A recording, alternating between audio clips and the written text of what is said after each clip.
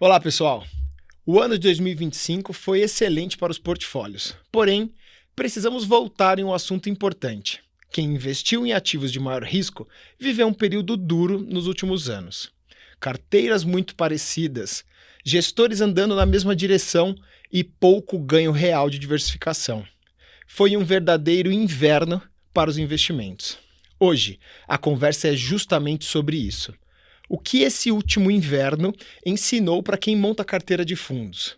E o que podemos esperar daqui para frente? Para falar sobre essas lições e olhar para o próximo ciclo, estou aqui com Daniel Pettini, gestor de fundos da área de soluções de investimento aqui da Bradesco Asset, que esteve na frente durante todo esse período. Tudo bem, Pettini? Tudo bem, Rafa. Obrigado pelo convite. Eu que agradeço a sua presença. Valeu por ter saído lá da mesa um pouquinho com a gente aqui. Obrigado. Boa. Pettini, o que é importante agora? Eu queria entender, quando a gente olha para trás e pensa ali um pouco sobre as lições que esse último inverno deixou para a gente, o que a gente pode apurar disso tudo? Legal, Rafa. Eu acho que não tem uma lição. Eu tentei elencar 3 grandes lições que eu acho que a gente pega desse período, né? Talvez a primeira delas e a mais importante, que você comentou um pouquinho, é sobre a diversificação, né? A diversificação, ela é fundamental, né? Talvez é como a gente brinca, que é o único free lunch do mercado financeiro, é diversificar. Mas essa diversificação, quando a gente olha a alocação em fundos, não é colecionar fundos, né? É você escolher fundos que juntos vão compor um portfólio eficiente. E o que a gente, cada vez mais, a gente tem olhado, e esse período nos ensinou que para montar uma carteira ideal, o mais importante ao invés de você ter diversos fundos, é claro, é você ter alguns fundos, vários fundos, mas que entre eles você tenha complementariedade, você tem estratégias diferentes, você tem estilos de gestão diferentes. Para aí sim, no momento em que você tem uma chacoalhada de mercado, nem todo mundo vai estar na mesma direção. Então essa é uma lição super importante, diversificar, mas diversificar de uma forma consciente, uma forma estudada, né? O segundo ponto super importante que a gente acho que aprendeu ou evoluiu nesse momento se a gente pegar 10 anos atrás, Rafa, a boa gestora era aquela gestora hiperfocada, de nicho, que só fazia uma única estratégia. E para ser bem sincero, e quem é alocador aqui há mais tempo sabe disso, a gente tinha até um certo preconceito com quem fazia mais de uma estratégia. A gestora que faz multimercado, que faz ações, que faz crédito, você torcia um pouco o nariz. Esse período mostrou pra gente que, se bem estruturado, se bem organizado, se lá dentro os incentivos e alinhamentos estiverem redondos, uma gestora multiestratégia pode ser muito boa, principalmente para atravessar períodos como foi esse inverno que você falou. Né? Que ações foi difícil, multimercados sofreram, mas de repente o cara tem uma estratégia de crédito que performa bem, uma estratégia de real estate que pode performar bem num período. Então, se você organizar bem os incentivos, uma gestora multiestratégia, olhando para o médio e longo prazo, ela pode ser uma solidez legal. Claro que ainda tem várias gestoras monoestratégias que a gente admira demais, que vão super bem, mas hoje a gente já olha de uma forma positiva essas multiestratégias, tá? E acho que o terceiro ponto muito importante, que acho que durante um tempo não é que a gente esqueceu, mas é que essa preocupação ela ficou um pouco sublimada, que é o tamanho e a resiliência das gestoras, né? De uns anos para cá, a complexidade de gerir fundos aumentou demais. Justo. A regulação apertou muito, né? Então hoje, a gestora, para atuar no mercado, ela precisa ter mais sistema, mais gente, cumprir com mais normas da CVM, da Anbima. Então tá muito mais difícil. A barreira de entrada subiu muito, Rafa. Isso, no final das contas, para o investidor é excelente. É ótimo. Tem que ter uma infraestrutura mínima para operar. Exatamente, Rafa. Então, esses últimos anos a gente fez uma boa depuração de gestoras, porque algumas delas, embora tivessem profissionais muito capacitados, elas estavam começando a ficar numa zona perigosa que a gente entende de sustentabilidade, que para você ter acesso à melhor infraestrutura de sistemas que tem, aos melhores profissionais, acessar as melhores estratégias, você ia precisar de um pouco mais de investimento, tá? Então, acho que esses 3 pontos, tamanho, diversificação e e a parte de ser multi-estratégia, você poder ter também uma ampliação de fontes de receita na gestora, a gente acha que foi uma das principais lições que a gente tirou desse período muito duro. Tá? Boa. E sabe o que me chama a atenção? Quando eu te vejo falando sobre, eu estou diversificando estilo de gestão, estou diversificando ativo, classes. Claro que se assemelha muito a quando você está olhando ativo por ativo, mas também entendo que para você, e aí só lembrando que FOF, gestão de fundos, eles estão escolhendo os fundos da indústria para montar um portfólio. Então você tem um agravante aí, que é, além de escolher o portfólio, que vai te trazer uma carteira, você tem que combinar aquela carteira com a outra carteira que você vai comprar, que vai ter também ativos, às vezes vai ter um que vai netar com o outro, e o estilo de gestão de um com o outro que pode até ser conflitante, que em algum momento é até interessante. Um cara que está mais comprado, outro que está mais vendido, e isso no equilíbrio vai te dando o seu portfólio no longo prazo. Exato. Então, é bastante interessante essa visão e é legal você poder trazer isso aqui pra gente. Mas em que momento dessa jornada de vocês perceberam que já não fazia mais tanto sentido, ou melhor, ficou claro que essa diversificação, esse monte de fundo, ou mesmo da forma que estava constituído, já não trabalhava mais do jeito que vocês esperavam? Eu acho que teve alguns momentos, Rafa, que mostraram isso pra gente. Acho que primeiro,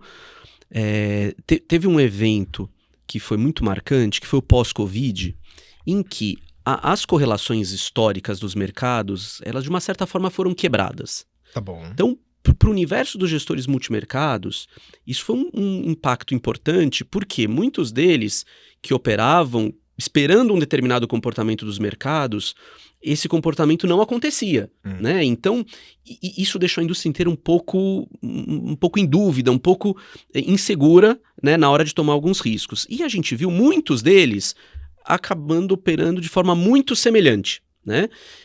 Que isso significou na prática, né, para quem está ouvindo a gente? As correlações entre os fundos aumentou muito, né?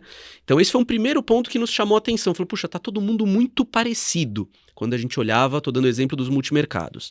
Aí quando a gente olhava para ações e mesmo para crédito, né? A gente hoje o foco talvez é mais no risco de mercado, mas até olhando para crédito, a gente até em desenvolvimento junto com a área de risco, a gente tem um sistema em que a gente explode todas as carteiras dos fundos que a gente investe e eu consigo ver, bom, afinal de contas, se eu fosse um fundo, né, e explodindo tudo que os outros têm, como é que tá a minha alocação? E a gente viu que tinha um overlap, né, uma intersecção muito grande. Todo mundo muito parecido. Todo mundo muito parecido, Rafa. E aí, o que acontece? Como a gente comentou no início, quando o mercado chacoalha todo mundo igual, né? E num período em que os gestores, você falou, né, de 25 foi um ano bom, mas 24, 23, 22 foram anos muito duros. Sim. Pegar esse triênio que os fundos performaram abaixo do benchmark, todo mundo, ou a grande maioria, ficava performando abaixo dos índices, né? Então a gente percebeu, poxa, tem alguma coisa aqui que não está funcionando, né? Como é que a gente pode melhorar isso? A gente observou que talvez alguns gestores que a gente tinha naquele portfólio, eles traziam pra gente um efeito de redundância dentro do portfólio. Talvez eu não preciso ter 10, eu posso ter 8, posso ter 7 gestores nesse meu portfólio. Pode até concentrar um pouco mais. Não que você não seja bom a diversificação, mas Exato. Talvez eu possa concentrar um pouco mais. Exato. E esse foi um fenômeno que a gente fez, Rafa. Se olhar dos últimos 2, 3 anos pra cá, talvez a mudança mais tangível, se você abrir um portfólio nosso, é uma concentração maior. De novo, a diversificação continua sendo fundamental, mas os portfólios estão mais concentrados porque a gente agora tem olhado mais no detalhe, com um escrutínio maior, qual o gestor que eu vou incluir nesse meu portfólio para, de fato, trazer uma contribuição de risco retorno diferente do que eu já tenho ali, né? Então, foi um fenômeno importante e a gente observou por essas métricas que eu te falei, a correlação e esse overlap entre as carteiras. Boa. E você comentou sobre ações, eu queria entrar um pouco nesse assunto e até entender se vocês... Claro, a gente passou por um momento difícil, ano passado foi excelente e a gente entra agora em um momento talvez fundamental aqui com taxa de juros e tudo mais. Mas, porém, você entende que teve alguma mudança ou tem algo mudando na forma de estruturar uma carteira de ações ou como esse mercado tem trabalhado? Eu acho que sim, Rafa. Teve algumas mudanças interessantes e acho que algumas perenes e algumas talvez mais pontuais, né?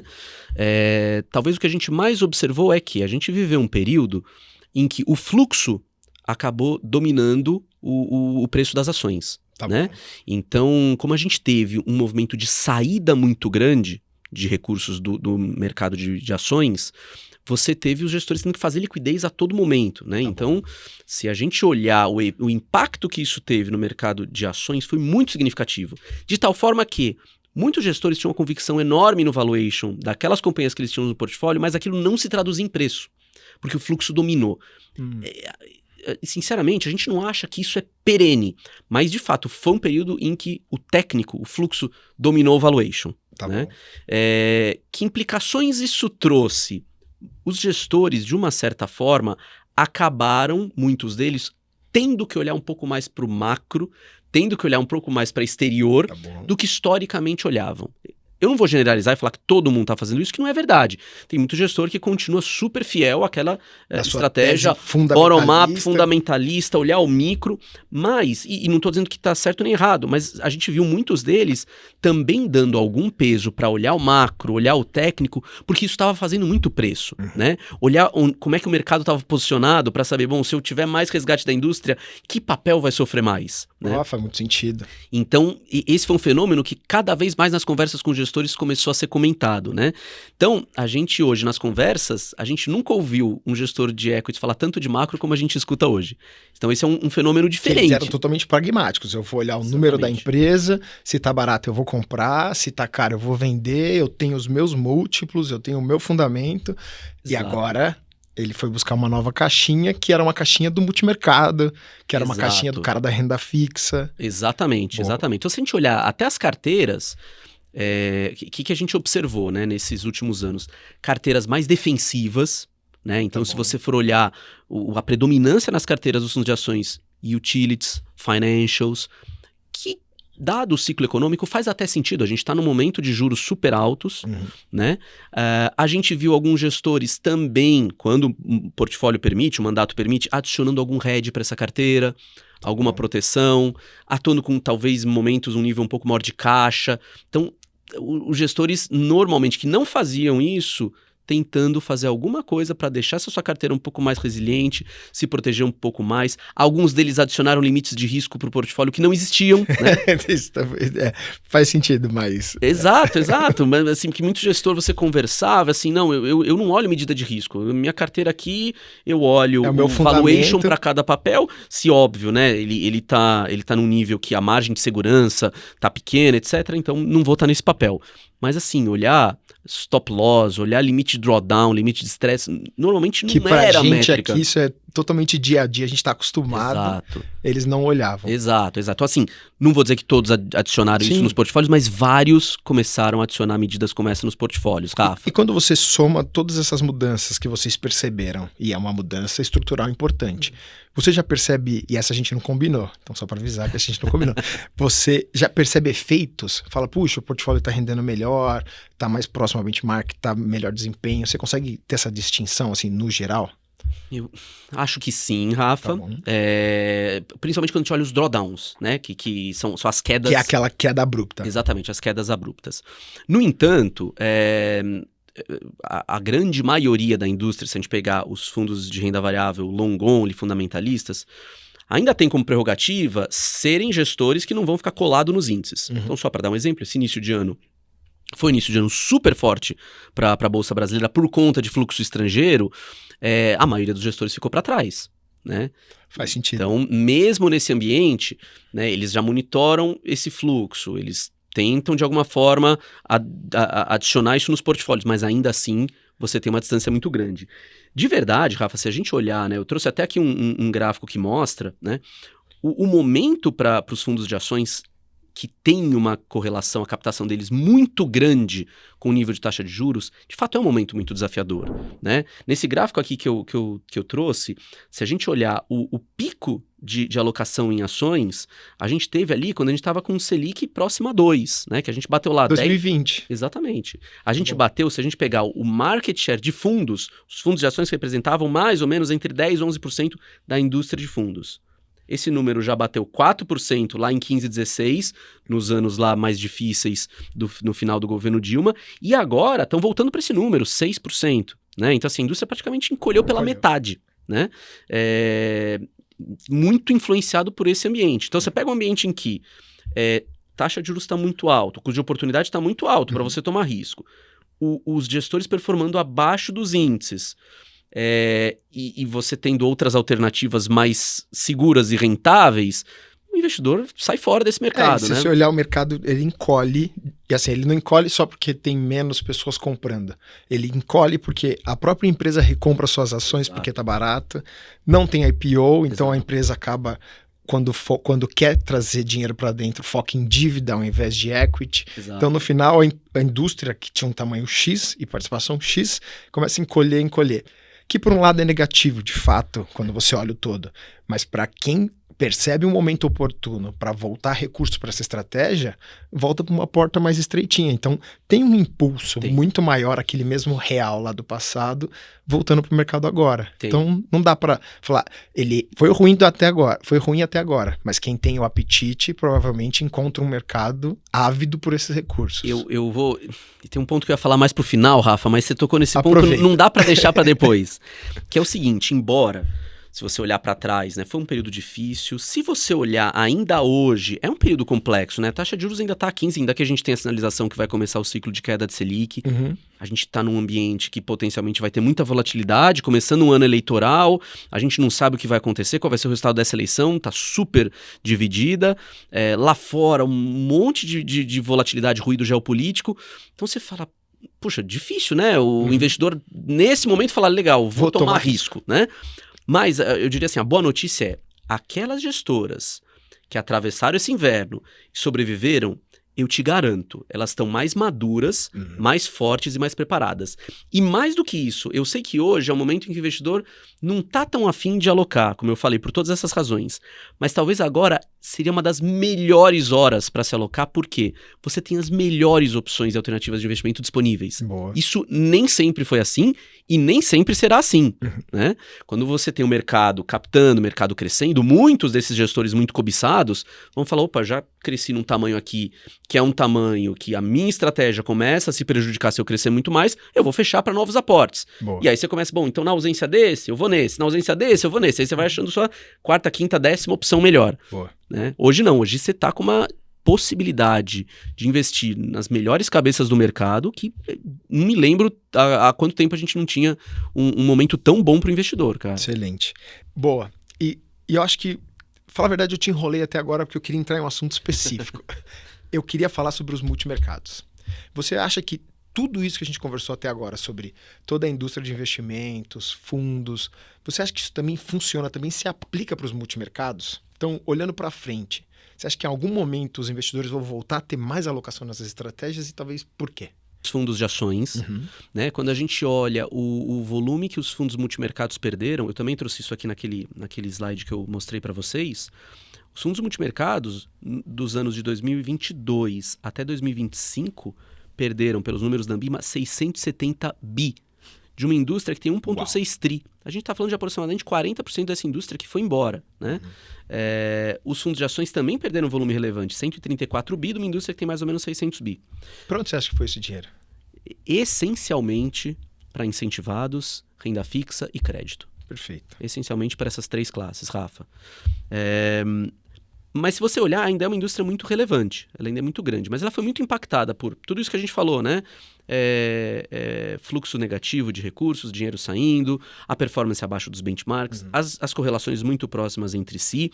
Teve adventos também tributários, né? Que você teve a mudança da tributação lá dos fundos fechados, também fez uma evasão de recursos grandes. Mas, por outro lado, aquilo que eu comentei, os gestores que perseveraram, sobreviveram, tiveram uma oportunidade muito boa, né? De fazer o quê? De melhorar os seus processos, contratar gente, porque você tinha gestoras fechando as portas, gestoras ficando numa posição mais delicada. Aquelas que estavam numa boa posição, sólida, com recursos, com capacidade de investir, absorveram os melhores talentos. Justo. Então, quem perseverou, hoje está muito bem montado. Muita gente investindo em sistemas, infraestrutura, tecnologia, inteligência artificial. E assim, times grandes de data science para cada vez mais tentar incorporar isso nos processos de gestão. Então, as gestoras que permaneceram estão muito bem montadas, né? Não vou falar que todas estão assim, mas a gente tem um bom grupo que está muito bem montado. De tal forma que aquilo que eu te falei tem acontecido com uma frequência muito grande. A barreira de entrada subiu muito.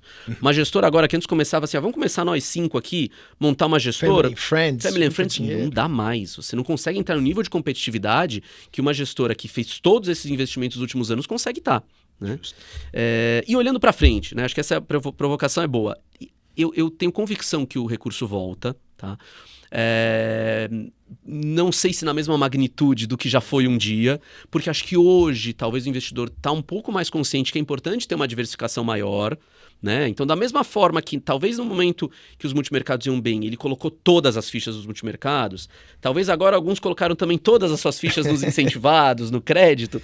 Eu imagino que não seja saudável e nós, né, como profissionais de investimento, também não vamos orientá-los para, no momento em que esse fundo estiver indo bem, coloca tudo ali. Então, assim, importante é aumentar a diversificação, mas o que são os fatores críticos para essa indústria voltar a captar e voltar a crescer? Primeiro, redução da Selic. Acho que essa é inevitável. Isso para todos os ativos hoje. Para todos os ativos de risco. Ajuda, claro, o multimercado. Com certeza, né? Acho que assim, os ativos que não são diretamente correlacionados em função de CDI, que é crédito, renda fixa, etc., esses vão sofrer, né? Multimercado é um deles. Então, assim, a redução da Selic ela é essencial, né? Como eu falei, até no gráfico que eu mostrei para vocês, tem uma correlação grande entre captação e crescimento da indústria de risco, mais até ações, mas multimercado também, e o nível de taxa de juros. O segundo, acho que o ambiente político um pouco mais claro, né? Difícil o investidor querer tomar risco neste momento, né? E o terceiro, que aí a gente sempre fala para os gestores, né? A gente conversa com os gestores todo santo dia.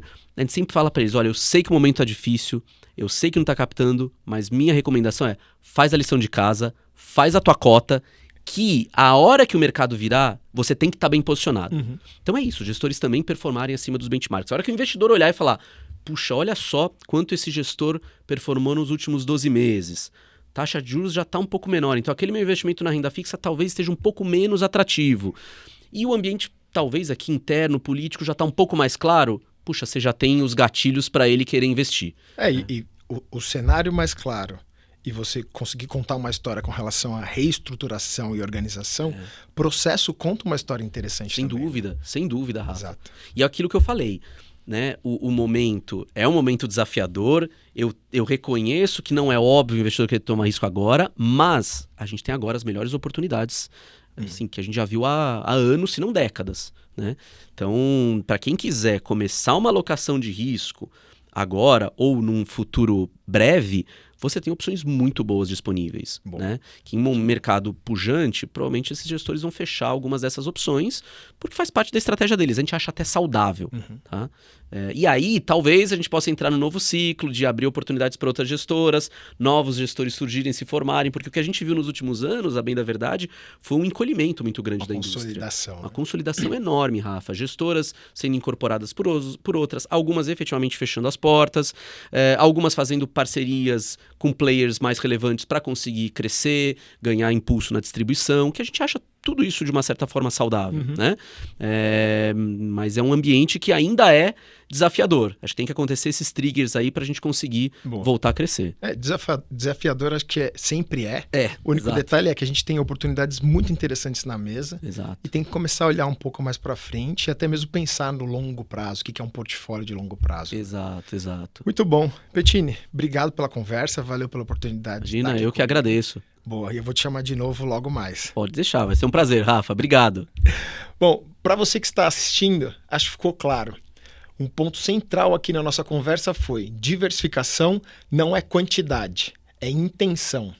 É entender temas, processos, diferenças reais entre gestores e ativos e aceitar que atravessar ciclos faz parte do jogo.